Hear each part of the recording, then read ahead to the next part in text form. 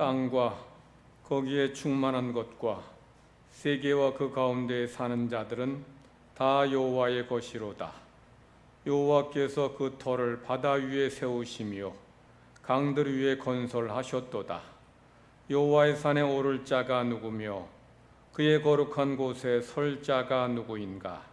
곧 손이 깨끗하며 마음이 청결하며 뜻을 허탄한 데 두지 아니하며 거짓 맹세하지 아니하는 자로다.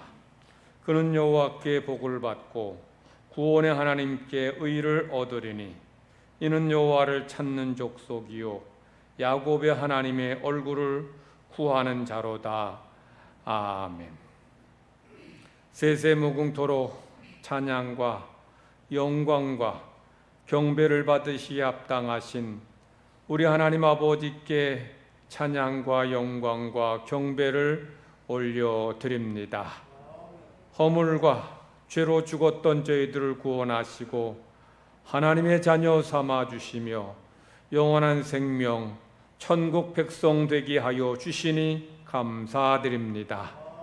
이 시간 주의 백성들이 하나님 앞에 함께 모여 예배 드리오니 이 자리에 우리 하나님 임재하여 주시옵소서. 영광 받아 주시옵소서. 예배가 하나님께는 영광이요 저희 모두에게는 은혜의 복된 시간 되게 하여 주시옵소서. 우리가 드리는 예배가 하나님이 기뻐 받으시는 예배가 되기를 원합니다. 구원의 감격으로 드리는 예배 되게 하시고 베푸신 사랑에 대한 감사로 드리는 예배가 되게 하여 주시옵소서. 예배를 받으시고 우리 주의 백성들에게 은혜로 충만하게 채워 주시옵소서. 함께 예배해야 될 주의 백성들이 이 자리에 나오지 못한 이들이 있습니다.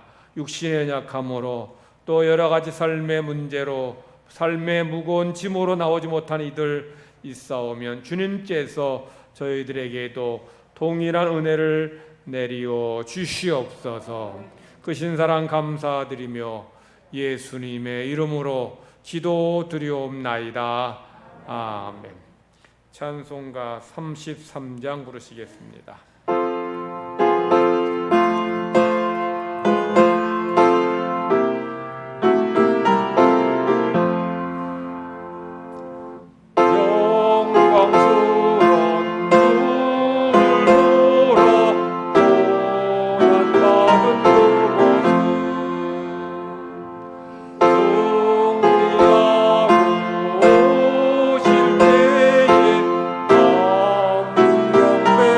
하루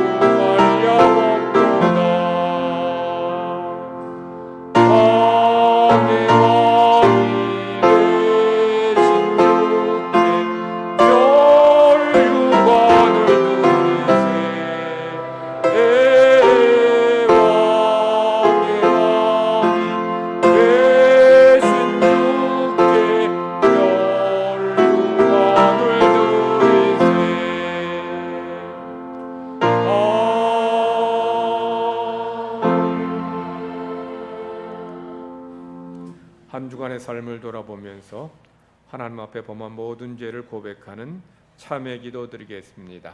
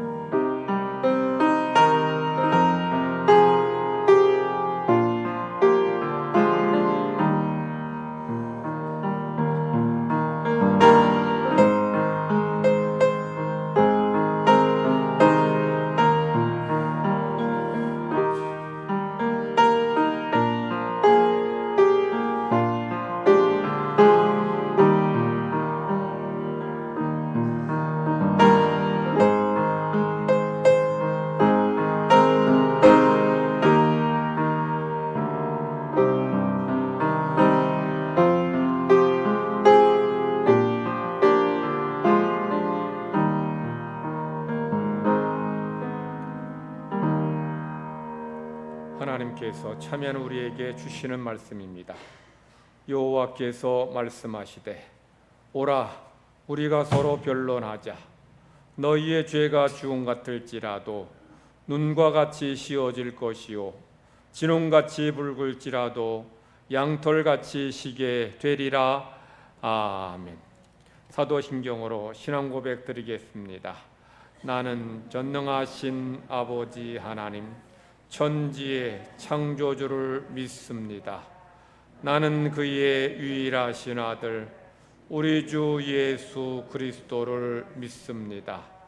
그는 성령으로 잉태되어 동정녀 마리아에게서 나시고 본디오 빌라도에게 고난을 받아 십자가에 못 박혀 죽으시고 장사된 지 사흘 만에 죽은 자 가운데서 다시 살아나셨으며 하늘에 오르시어 전능하신 아버지 하나님 우편에 앉아 계시다가 거기로부터 살아있는 자와 죽은 자를 심판하러 오십니다.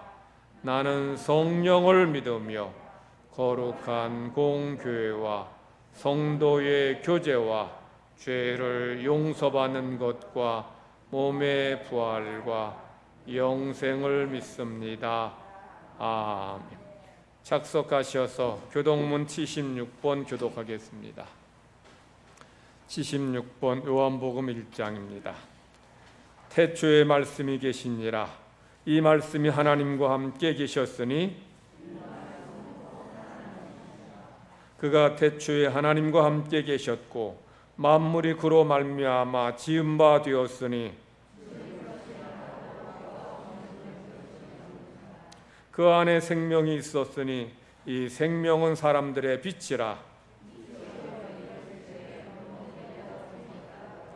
참빛 곧 세상에 와서 각 사람에게 비추는 빛이 있었나니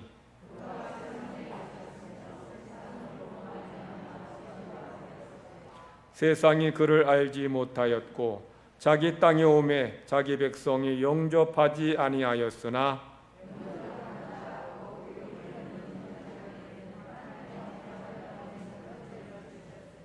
이는 혈통으로나 육정으로나 사람의 뜻으로 나지 아니하고 말씀이 육신이 되어 우리 가운데 거하심에 우리가 그의 영광을 보니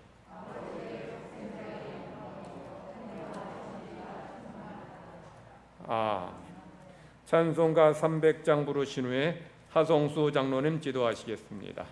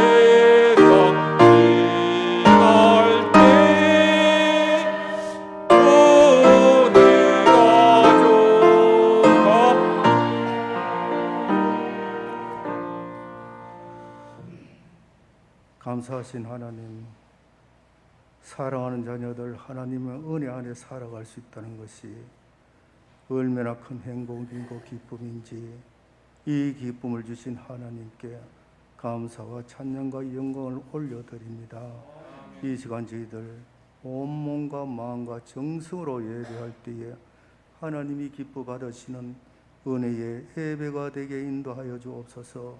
사랑하는 자녀들 지성소를 향해서 부르짖을 때에 하나님은 응답하여 주시고 들어주시고 만나주시고 문제 해결되는 이 은혜를 하나님 더하여 주시옵소서. 하나님, 그래서 오늘 이 예배를 통해서 하나님 만날 때에 하나님, 내가 너를 사랑하노라, 이 음성 들을 수 있는 귀한 예배가 되게 인도하여 주옵소서. 내일 일은 너희가 알지 못한다고 하셨사오니 너희 인생이 무엇이냐? 안개와 같다고 하셨사오니 하나님, 저희들 안개와 같은 인생을 살아갑니다. 무엇을 먹을까? 무엇을 마실까? 무엇을 입을까? 염려, 근심, 걱정 속에서 살아간 저희들입니다. 하나님, 모든 것 내려놓고 하나님 앞에 맡길 수 있는 귀한 자의 삶이 되게 하여 주옵소서. 겸손한 자의 삶이 되게 하여 주옵소서. 하나님 의지하는 삶이 되는 이 은혜를 더하여 주시옵시기를 원하옵나이다. 이 나라, 이 백성들 하나님 불쌍히 여겨주시고 국렬히 여겨주옵소서. 코로나로 인하여 어렵고 힘든 가운데 있습니다. 하나님, 하루속히 백신이 접종이 완료되어서 경제적으로 정치적으로 정말 안정이 되고 회복될 수 있는 이 은혜를 하나님 더하여 주시옵시기를 원하옵나이다. 하나님, 이 나라 또한 71년 전에 민주 젊은이들이 희생이 있었기에 저희들이 민주주의를 지키고 신앙생활을 할 수 있다는 것이 얼마나 큰 은혜인지 하나님 감사하는 저희들이 되게 하여 주옵소서. 나라를 위해서 하나님 기도하는 저희들이 되게 인도하여 주옵소서. 우리 교회가 하나님 40주년 하나님 선교 계획 준비하고 있는 가운데 있사오니 아버지 하나님, 그것까지도 하나님 속히 이루어질 수 있도록 도와주시옵시기를 원하옵나이다. 아동부, 유치부, 아동부 하나님 예배가 정말 회복될 수 있도록 그들을 하나님 지켜주시고 도와주시고 인도하여 주옵소서. 길이요 진리요 생명이신 하나님 말씀을 가르칠 수 있도록 인도하여 주시옵시기를 원하옵나이다. 이 시간 주의 종 귀한 은혜의 말씀이 선포합니다. 능력 있는 말씀, 권위 있는 말씀이 선포될 때에 우리 심령의 은혜 받을 수 있도록 도와주시옵시기를 원하옵나이다. 지자 귀한 찬양을 통해서 하나님 영광 돌리게 하여 주시고 하나님 기뻐 받으시는 귀한 찬양이 되게 인도하여 주옵소서. 감사를 드리며 예수님의 이름으로 기도드리옵나이다. 아멘.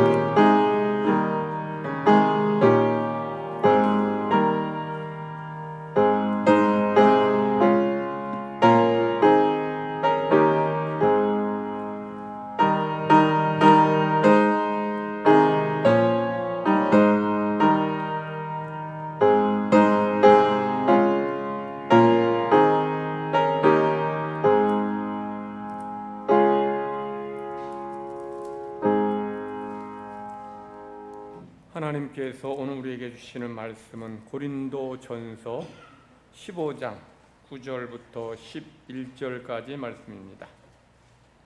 신약 성경 281면 고린도전서 15장 9절로 11절까지 말씀 제가 봉독합니다. 나는 사도 중에 가장 작은 자라.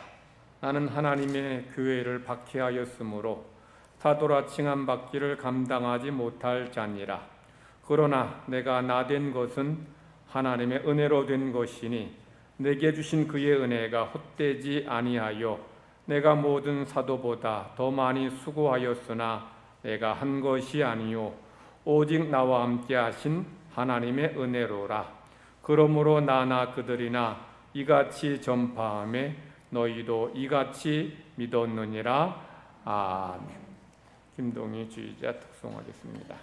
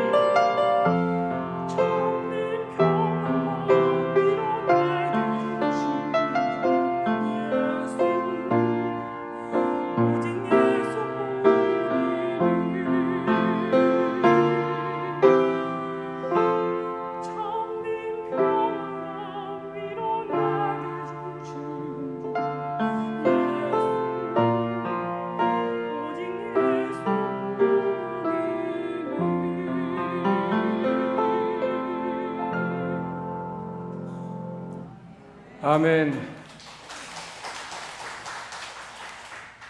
우리 옆 사람과 서로 인사 나누십시다. 축복합니다. 축복합니다.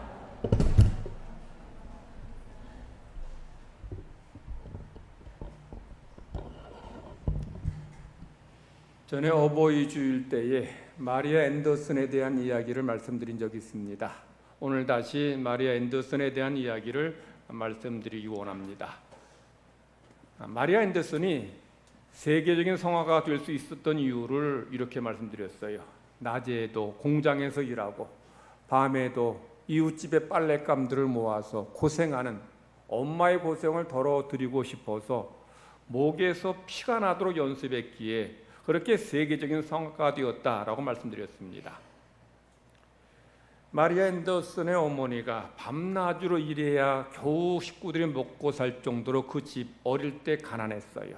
자, 그렇게 가난한 집이니 이 딸을 이 성악가로 교육시킬 수 있었겠습니까? 어릴 때부터 노래는 잘했지만 그렇다고 해서 성악가로 교육시킬 만큼 경제적으로 그 집이 넉넉하지 못했다는 거죠. 하루 벌어서 하루 먹고 사는 그런 형편이니 어떻게 딸을 성악 학교에 보낼 수 있었겠어요. 그렇게 어린 시절 가난하게 보냈습니다. 그런데 이 마리아 앤더슨을 더욱 괴롭힌 것은 가난보다 인종차별이었습니다. 이 마리아 앤더슨이 어릴 때부터 노래를 잘 불러서 학교에서 친구들이 좋아했지만 피부색이 검다고 또 못된 친구들은 이 마리아 앤더슨을 따돌리기도 하고 무시하고 멸시하기도 했어요. 그래도 워낙 노래를 탁월하게 잘하니까 이 교회에서 인정받아서 교회 후원으로 아이를 공부시켰어요. 성악을 시켰습니다. 성악 공부를 시켰어요. 그래서 아주 탁월한 성적으로 학교를 졸업하고 성악가가 됩니다. 그리고 모든 성악가들이 한 번쯤 누구나 서보고 싶어하는 뉴욕의 메트로폴리탄 무대, 거기에 서게 됩니다. 이 마리아 앤더슨이 공연하게 된 날, 굉장히 떨리고 아주 긴장됐겠죠. 그런데 많은 백인들이 악평을 해줬어요. 이 백인들의 악평은 이 마리아 앤더슨의 노래 실력에 대한 비판이 아니라 인종차별의 편견으로 비롯된 그런 비판인 거예요. 악평인 거죠.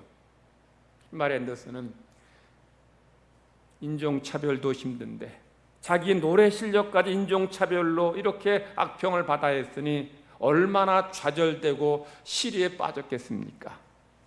그런데 그런 딸에게 그의 어머니가 조용히 이렇게 말합니다. 얘야, 위대함보다 먼저 은혜가 있어야 한다. 네가 여기까지 온 것은 하나님의 은혜가 아니냐. 비록 현실은 힘들어도 하나님의 은혜에 감사해야 한다 라고 딸에게 말해요.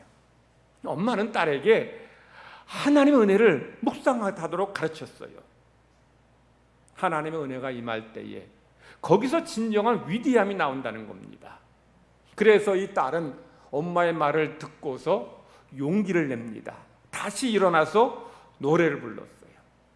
결국 그 후에 이 마리아 앤더슨은 100년에 한 명 나올까 말까 한 세계적인 성악가라는 이런 인정을 받게 되고 칭찬을 받게 됩니다. 마리아 앤더슨이 100년에 한 명 나올까 말까 한 이런 성악가라고 인정받게 된 데에는 하나님의 은혜가 임했기 때문에 이 마리아 앤더슨이 이렇게 노래 부를 수 있는 것이 하나님의 은혜임을 고백하면서 감사하는 마음으로 노래 불렀기 때문에 그래서 위대한 성악가가 된 거예요. 물론 사람들은 그의 타고난 능력이 재능이 있었다. 그가 목에서 피가 나도록 연습했기 때문이다라고 말할지 모르겠어요. 그런데 정작 당사자는 또 그의 어머니는 아니라는 거예요. 하나님의 은혜가 내게 임해서 그래서 내가 이렇게 노래하게 된 것이고 이런 감사로 드린 노래가 많은 사람들을 감동시킬 수 있었다. 이렇게 고백하는 겁니다. 성도 여러분, 은혜가 뭡니까? 제가 사전을 보니까 이렇게 정의했어요. 인류를 향한 신의 사랑. 인류를 향한 신의 사랑. 이걸 은혜라고 정의했더라고요. 자, 은혜를 세상 사람들이 인류를 향한 신의 사랑이라고 이렇게 정의한 데에는 세상 사람들도 기독교를 은혜의 종교라고 생각한다는 거예요. 그런데 성경에서는 은혜를 어떻게 정의하느냐? 성경을 이렇게 보니까 이렇게 정의하더라고요. 은혜는 받을 자격이 없는 자에게 베푸는 하나님의 호의 또는 선물, 사랑이라고 정의해요. 여러분, 구원받았습니까? 구원은 은혜라 말하죠. 왜 은혜입니까? 내가 노력해서, 내가 선을 행해서, 내가 착하게 살아서 구원받는 게 아니에요. 내가 아무리 노력하고 내가 죽도록 내가 희생해도 구원받지 못해요. 하나님께서 은혜 베풀어 주셔서 내가 구원받은 거예요. 그러니 구원을 은혜라고 말하는 거예요. 받을 자격이 없는데 하나님 나에게 이런 은혜를 베풀어 주셔서 내가 구원받았으니 은혜라고 말하는 거죠. 오늘 바울 사도가 고린도 교회에 보낸 첫 번째 편지에서 은혜가 뭔지를 세 가지로 잘 설명하고 있어요. 자, 첫 번째 은혜가 뭐냐? 제가 말씀드렸죠. 받을 자격이 없는 자에게 베푼 하나님의 호의 또는 선물입니다. 자, 9절 봅시다. 9절. 나는 사도 중에 가장 작은 자라. 나는 하나님의 교회를 박해하였으므로 사도라 칭함받기를 감당하지 못할 자니라. 바울이 이 본문에서 나는 사도 중에 가장 작은 자다 이렇게 말해요. 바울이 사도 중에 가장 작은 자라고 말한 데에는 겸손함을 한 말이에요. 그런데 더 중요한 이유가 있어요. 그게 뭘까요? 바울이 하나님의 교회를 박해했기 때문이에요. 하나님의 교회를 박해한 사람이 어떻게 사도로 할 수 있어요? 그래서 바울 스스로도 나는 사도라 칭함받기를 감당하지 못할 자다라고 말하는 거예요. 전에 바울이 예수님 믿기 전에 유대교에 빠져 있을 때에 바울은 예수님을 이단의 죄수라고 생각했습니다. 예수님 믿는 자들을 박해하는 것이 하나님께 충성하는 것이라고 믿었어요. 그래서 바울은 많은 사람들을 박해했어요. 물론 뭘 몰라서 그런 겁니다. 그런데 분명한 사실은 몰라서 한 것이긴 해도 바울은 하나님의 교회를 박해하는데 아주 열심을 다했어요. 그건 부인할 수 없는 사실입니다. 바울은 스데반을 죽이는데 앞장섰어요. 그것도 부인할 수 없는 사실입니다. 자, 이런 바울이 어떻게 사도를 할 수 있느냐는 거죠. 내가 하나님의 교회를 박해했고 내가 스데반 죽이는데 앞장섰다. 그런 내가 어떻게 사도라고 불릴 수 있겠느냐? 이게 바울의 마음이에요. 여러분, 바울의 마음이 이해돼요? 그런데 그런 바울이 사도가 됐어요. 그 이유를 10절에서 말씀합니다. 그러나 내가 나된 것은 하나님의 은혜로 된 것이니 내게 주신 그의 은혜가 헛되지 아니하여 내가 모든 사도보다 더 많이 수고하였으나 내가 한 것이 아니요 오직 나와 함께 하신 하나님의 은혜로라. 자, 바울의 이 고백에는 은혜가 무엇인지 잘 말씀해. 첫 번째 말씀드린 것처럼 받을 자격 없는 자에게 베푼 하나님의 호의 선물입니다. 바울이 나의 나된 것은 이렇게 말했는데 이 말이 무슨 뜻인가 하면 지금의 바울이 있게 된 것은 이런 뜻입니다. 자, 지금의 바울은 어떤 사람이에요? 하나님의 은혜로 구원받은 사람입니다. 그리스도의 위대한 사도예요. 세계적인 선교사입니다. 자, 그러면 과거의 바울은 어떤 사람이에요? 과거의 바울은 예수를 믿는 자를 박해한 사람입니다. 하나님의 원수여요. 죄인 중에 괴수였습니다. 자, 이렇게 하나님의 교회를 박해하고 죄인 중에 괴수고 하나님의 원수였던 자기에게 하나님께서 은혜를 베풀어 주셔서 내가 사도가 되었다라는 거죠. 나는 사도 될 자격도 없고 구원받을 자격도 없고 또는 선교사 될 자격도 없는데 그런데 은혜 받을 자격 없는 나에게 하나님께 은혜 베풀어 주셔서 내가 구원받았고 사도 되었더니 이게 은혜라는 거예요. 내가 뭐 열심히 해서 내가 충성해서 내가 사도 되고 뭐 선교사 되었다면 이해가 돼요. 근데 아니잖아요. 과거의 바울이 한 대로 하면 당장 벼락 맞아 죽어도 할 말이 없어요. 주님의 교회를 박해했고 많은 사람을 죽이는 데 앞장섰으니 이런 사람 당장 죽어도 할 말 없잖아요. 그런데 그런 나를 용서하시고 구원해 주시고 사도 삼아 주셨고 선교사 삼아 주시고 주의 일꾼 삼아 주셨으니 이게 뭐예요? 은혜라는 거예요.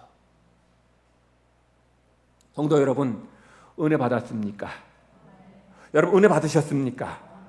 은혜 받았다는 것은 내가 구원받았다는 얘기입니다.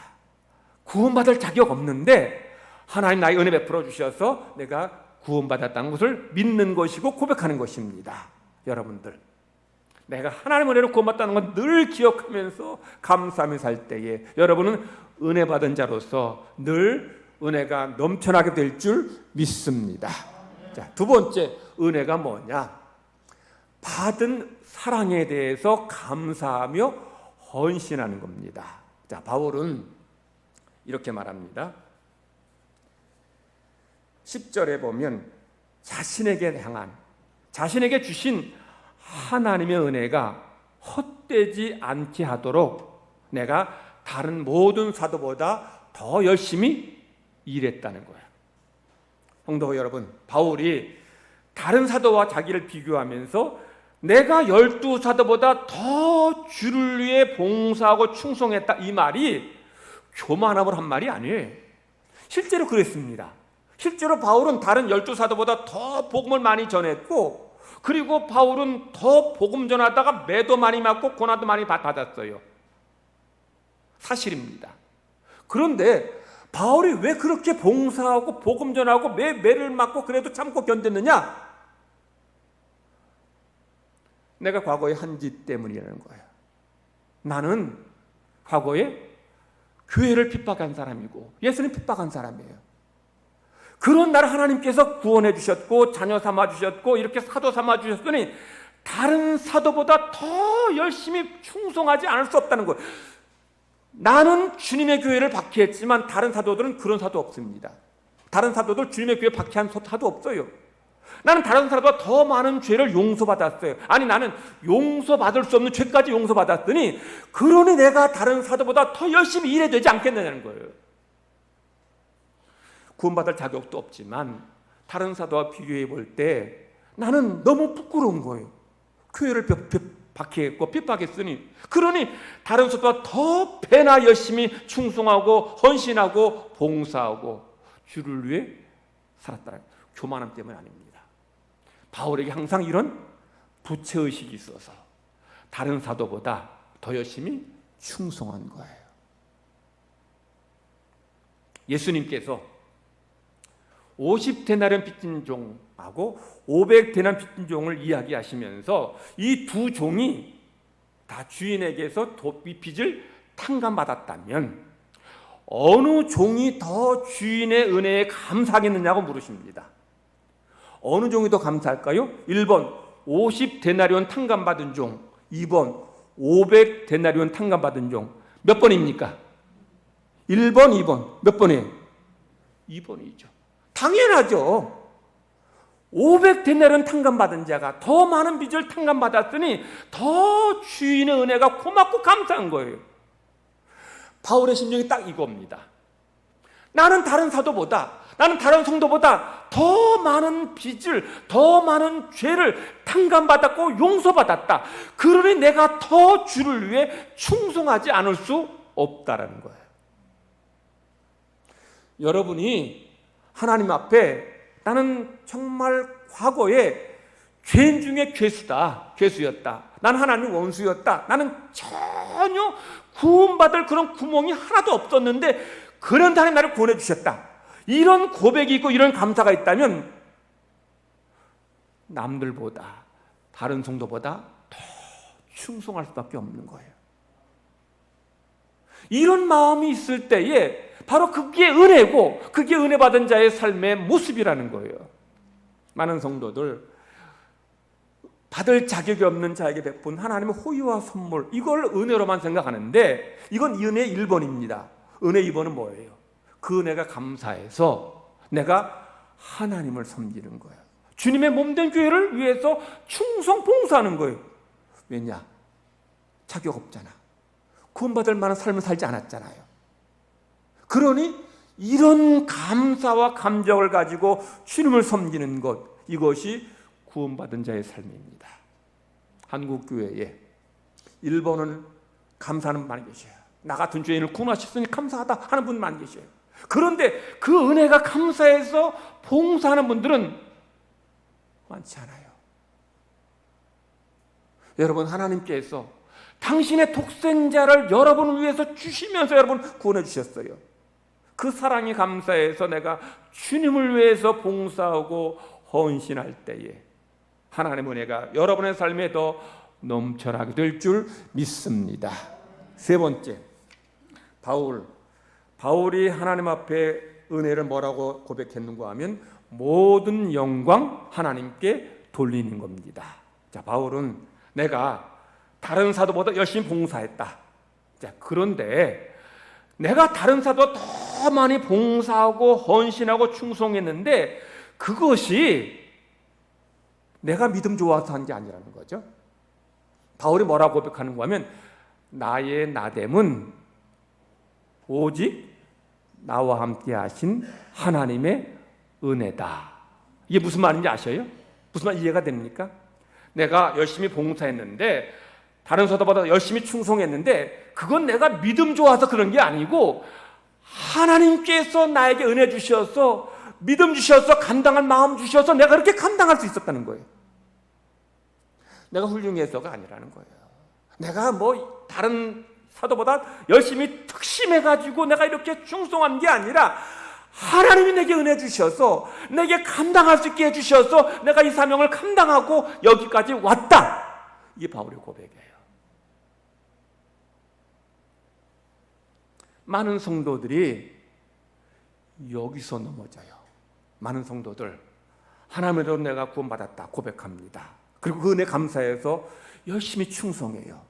충성하다가 거기서 그 세 번째 자리에서 미끄러져요. 열심히 충성하다 어떤 마음이 슬그머니 들어오는가 하면 우리 교회에서 내가 제일 열심히 일하는 것 같아. 우리 교회에서 내가 없으면 안 돌아가. 우리 교회는 내가 제일 충성하는 것 같아. 이런 마음이 들 때가 있어요. 그러면 여러분들 은혜 잃은 겁니다. 그런 교만에 빠졌다면 은혜 잃어버린 거예요. 바울은 내가 주를 위해서 그렇게 충성봉사했는데 내가 한 것이 아니요 나와 함께 하신 하나님의 은혜다. 은혜가 임하니까 내가 이렇게 주를 위해 기도하고 봉사하고 전도하고 헌신하고 충성할 수 있었다라고 고백하는 거예요.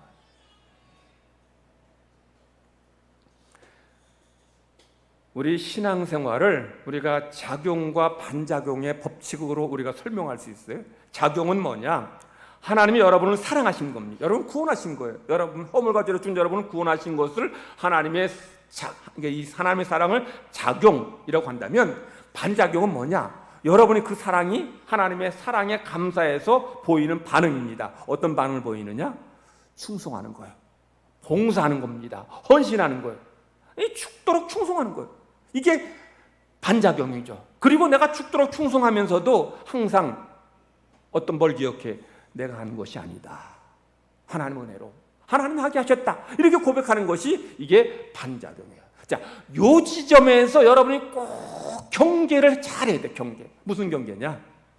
마귀가 여러분을 틈타는 거예요. 어떻게 틈타느냐? 어떻게 여러분을 시험하느냐? 마귀가 여러분 시험할 때에 여러분 뭐 물질의 탐욕으로 또는 성적인 유혹으로 또는 뭐 혈기로 이런 악한 것들만 시험하는 게 아니에요. 여러분이 열심히 주를 위해 충성하는 봉사하는 이걸 틈을 타는 거죠. 마귀가 여러분 뭐라고 속삭입니까? 네가 늘 푸른 교회에서 최고야. 너만큼 열심히 일하는 사람 없어. 너는 늘 푸른 교회에 없으면 안 될 사람이야. 물론 건강한 자존심 좋지만 지금 마귀가 하는 것은 우리를 교만하게 만들고 우리를 넘어뜨리게 만드는 거예요. 네가 아니면 늘 푸른 교회 안 돌아가. 이런 교만한 마음을 심어줌으로 인해서 내가 나 있네 이런 교만하게 만들게 되고, 그래서 넘어진 이들이 한둘이 아닙니다. 한국 교회에 자칭 메시아 재림주라고 하는 사람들이 40명 50명 되는데, 아직 지금 그런 사람이 있대요. 그런 사람은 어떤 사람인지 과거에 능력 행한 사람들이고 말씀을 기가 막히게 은혜롭게 전한 사람들이, 그런데 세 번째에 넘어진 거예요. 내가가 아니죠. 하나님의 은혜가 내게 임해서 내가 이렇게 사역을 하고 내가 이렇게 병도 고치고 이렇게 쓰임받게 되는 것이다. 그러니 쓰임받으니 감사하다, 겸손해야 되는데, 이 세 번째 넘어진 이들이 얼마나 이단들만 말하는 게 아니에요. 교회 내에서도 얼마든지 이룰 수 있다는 거예요. 그래서 여러분들 꼭 은혜 세 가지 기억해야 돼요. 첫 번째는 받을 자격이 없는 자에게 베푸신 하나님의 사랑이다, 은총이다. 두 번째는 그 사랑에 감사해서 헌신, 충성, 봉사하는 것이다. 세 번째는 하나님께서 하게 하셨다. 하나님이 하게 하셨다. 내가 한 것이 아니라 하나님의 은혜다 고백하는 거죠. 리스트로벨이라는 사람이 쓴 은혜, 하나님의 은혜란 책에는 은혜 받은 사람들의 그 많은 다양한 이야기가 거기에 소개되어 있어요. 물론 리스트로벨이 작가 본인의 은혜 체험도 소개하고 있지만, 많은 성도들이 하나님 만나서 변화되고 은혜 받은 그런 이야기들을 그 책에서 소개합니다. 책의 영어 원 제목도 이렇게 적었어요. The Case for Grace. 이게 무슨 뜻이냐면, 직역을 하면 은혜의 사례. 즉 은혜 받은 수많은 사람들의 사례를, 얘들을 이제 다 소개하는 거예요.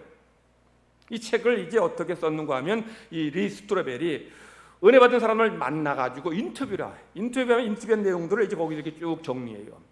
그래서 그들이 하나님을 만나서 은혜 받은 것들, 그래서 변화된 것들을 이제 정리하고 이야기하고 있어요. 거기 보면 정말 아주 극적이고 놀라운 체험을 한 이들도 있고, 어떤 경우는 아주 평범한 가운데서도 하나님께서 그의 마음을, 그의 생각을, 삶을 바꿔주신 경우도 있어요. 대부분의 사람들은 아주 극적이고 놀라운 변화를 고백하는 겁니다. 제일 첫 번째로 이제 소개한 사람이 스테파니 페스트라는 그런 여성입니다. 이 사람의 그 과거는 낯설지 않은 곳에서 시작돼요. 어딘가 하면 한국. 6.25 전쟁 때에 전쟁에 참전한 미군 병사와 그의 어머니 사이에 태어난 이 스테파니 페스트는 4살 때 엄마에게 버림받습니다. 아빠는 그냥 애 낳았고 그냥 버리고 본국으로 가버리고, 엄마는 애 키우기 힘드니까 어린 4살의 아이를 버려요. 여러분, 4살짜리 아이가 혼자 산다는 것은 불가능에 가깝습니다.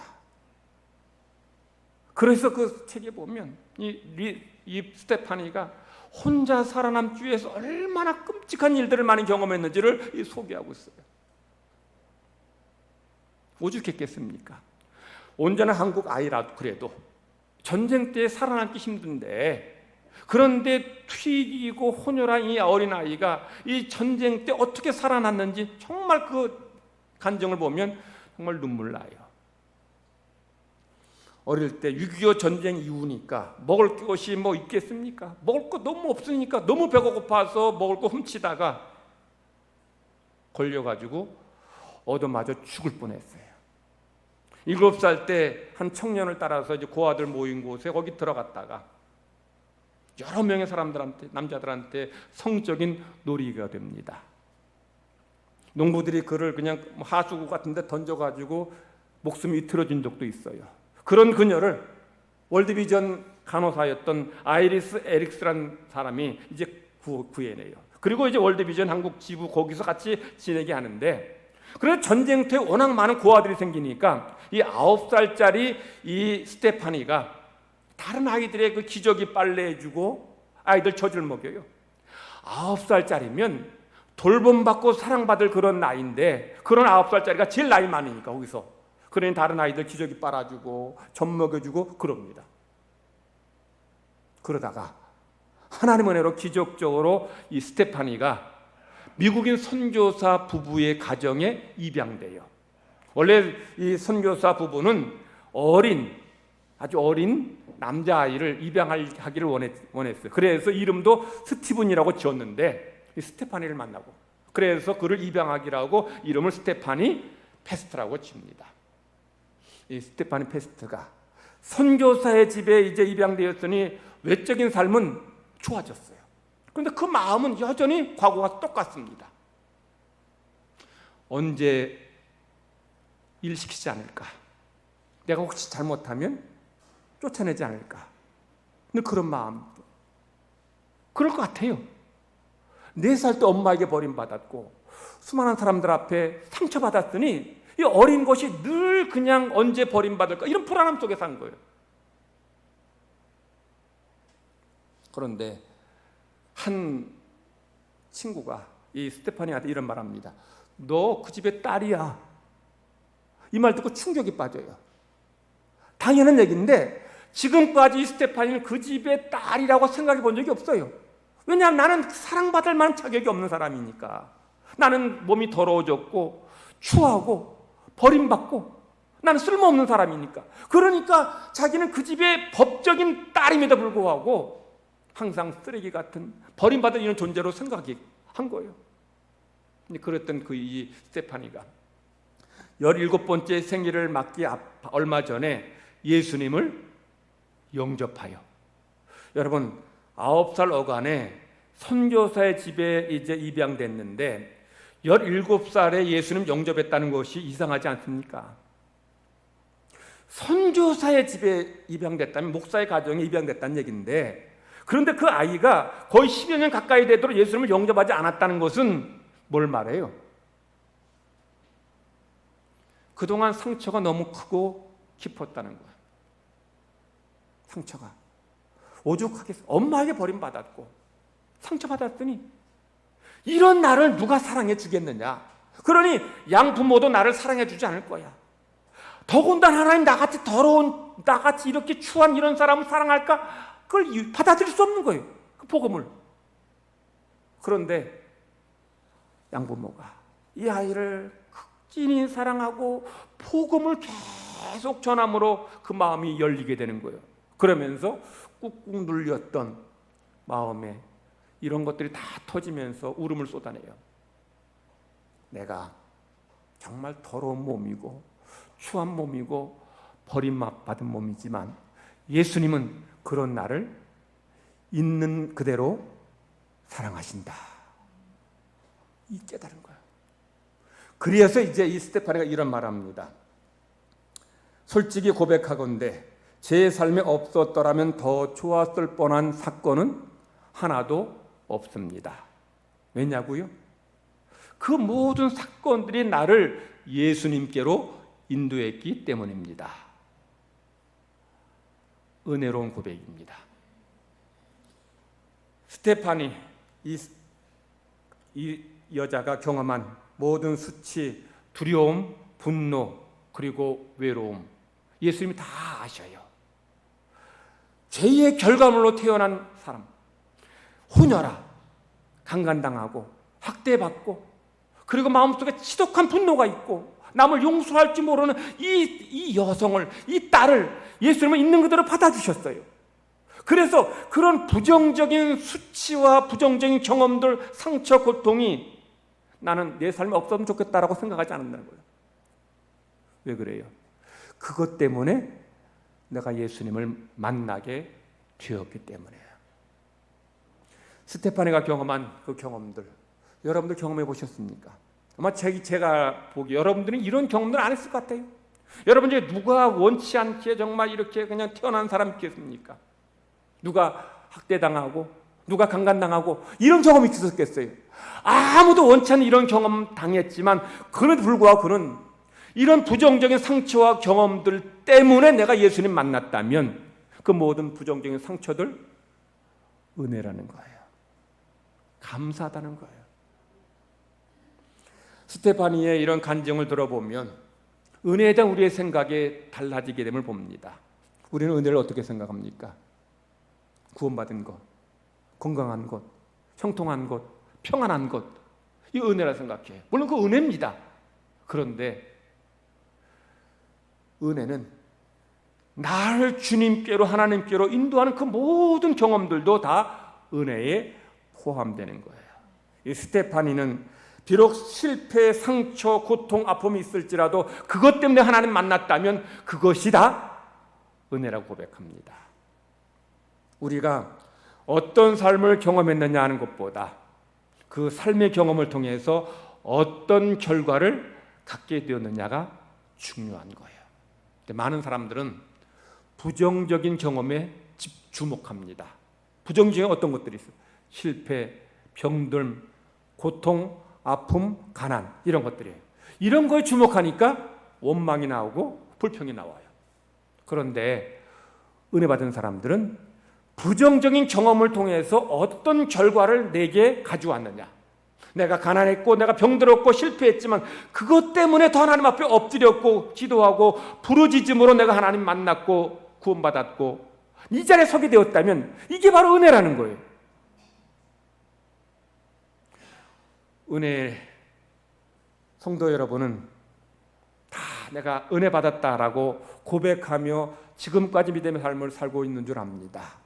그런데 여러분이 지금까지 하나님께 베푸신 좋은 선물들만이 아니라 때로는 고난과 아픔, 실패와 질병까지도 여러분이 허락하신 하나님의 은혜임을 기억하시기를 바랍니다.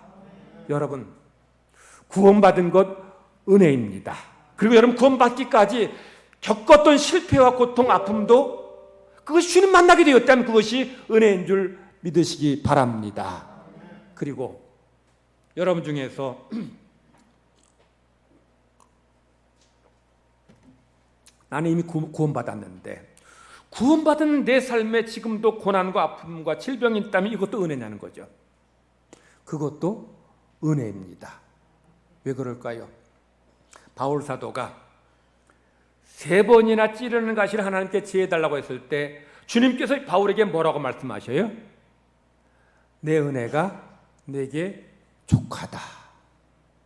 바울은 이 말 듣고 아멘 하고 순종했어요.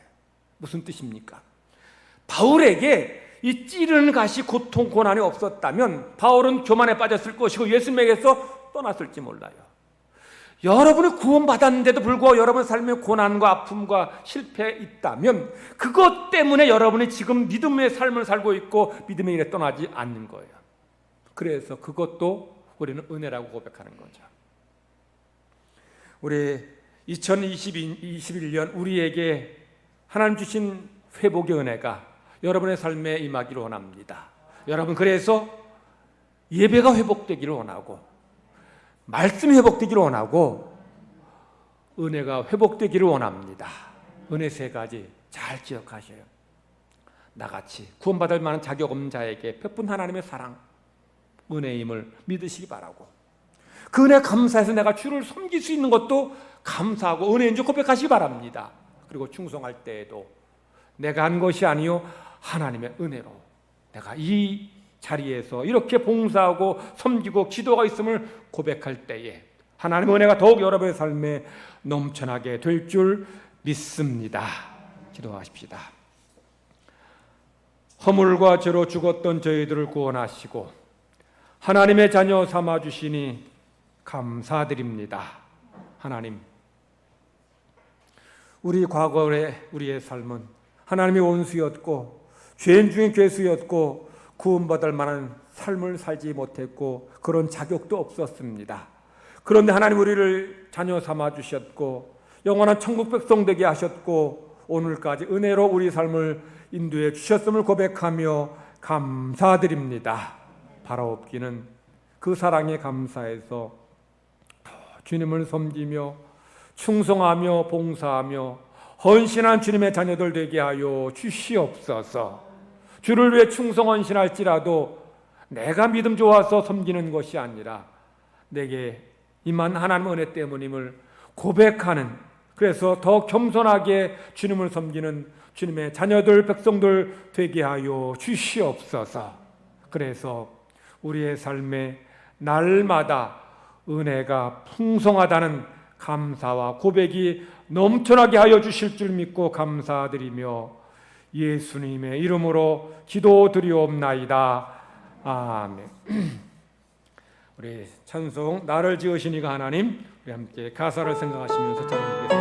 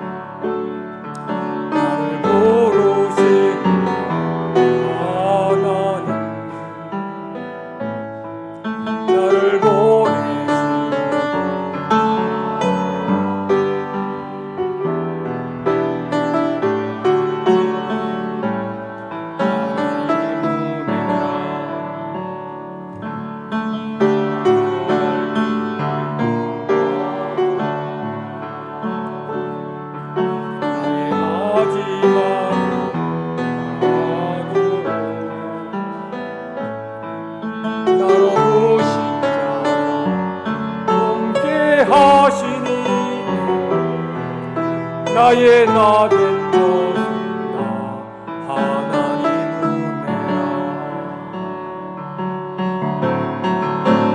한량없는 은혜 갚을 길 없는 은혜 내 삶을 애워싸는 하나님의 은혜. 자주함 없이 그 땅을 밟음도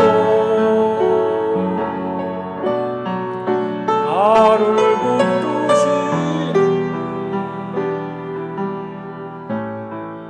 하나님 한량없는 은혜, 한량없는 은혜 갚을 길 없는 은혜 내 삶을 애워싸는 하나님의 은혜.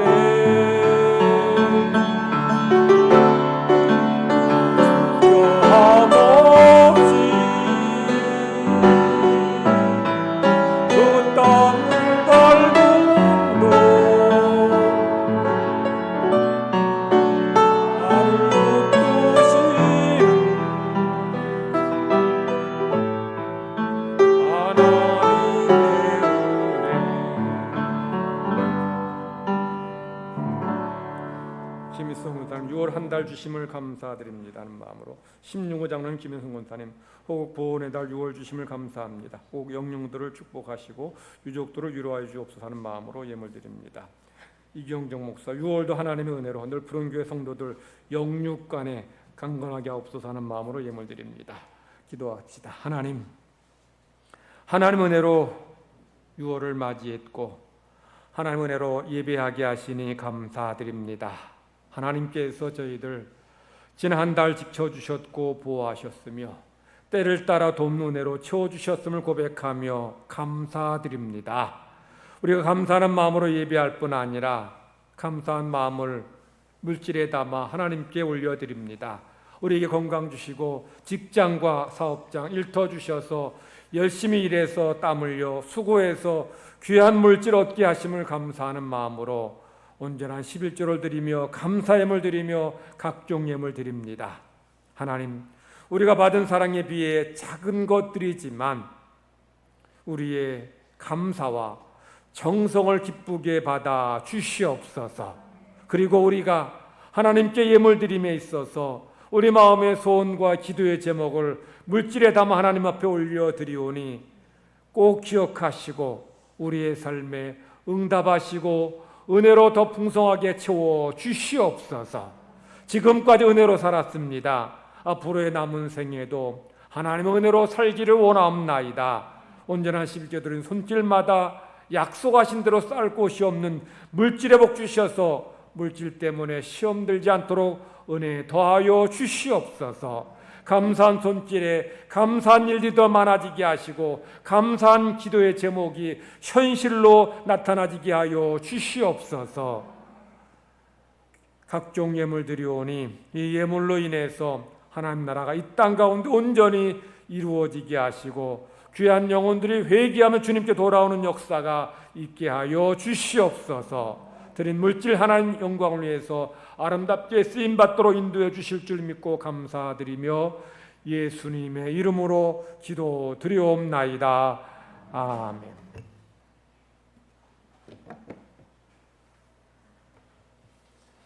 교회 소식 전합니다. 우리 2부 예배 마치고 바로 제주교회로 모이겠습니다. 우리 집사, 권사, 피택자들은 예배 마치고 우리 부목사에게 교재, 훈련 교재와 유인물을 받아가시기 바랍니다. 우리 교육은 3시에 온라인 줌으로 교육을 하도록 하겠습니다. 우리 확진자가 또 늘어나고 있는 때에 우리 아무래도 조심스러워서 줌으로 교육하도록 하겠습니다. 3시에 시작하니까 다 그 시간에 들어오시기 바랍니다. 오늘부터 유치아동부 비대면 우리 대면 예배 드리기로 했는데 어제부터 우리 대구시가 또 방역 2단계로 격상시켜서 조심스러워서 이제 당분간 더 계속 비대면 예배를 드립니다. 우리 교회학교 학생들이 안전하고 은혜로운 가운데 예배드릴 수 있도록 더 많이 기도해 주시기 바랍니다. 오늘 1,000원 넣기 헌금 드리는데 여러분들 심껏 참여해 주시면 감사하겠습니다.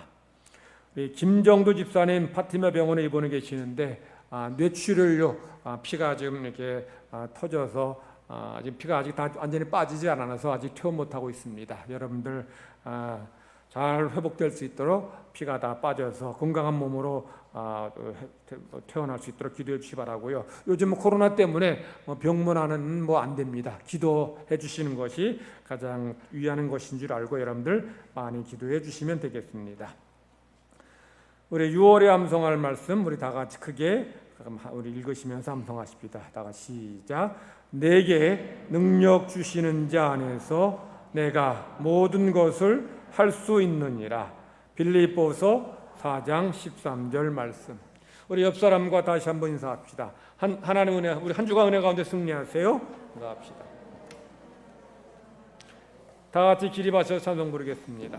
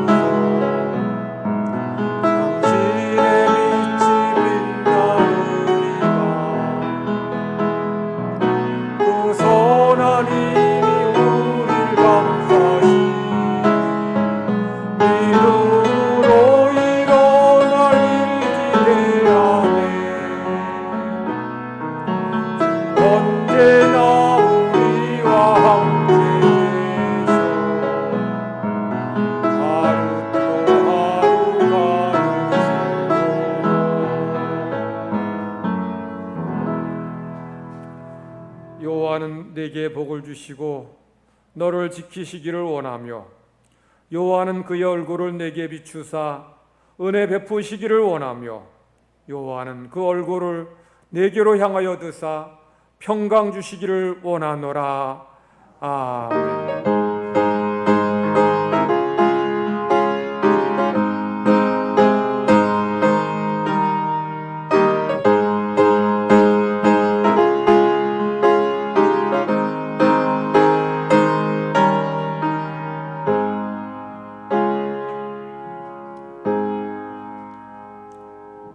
예배를 모두 마쳤습니다. 한 주간도 은혜 가운데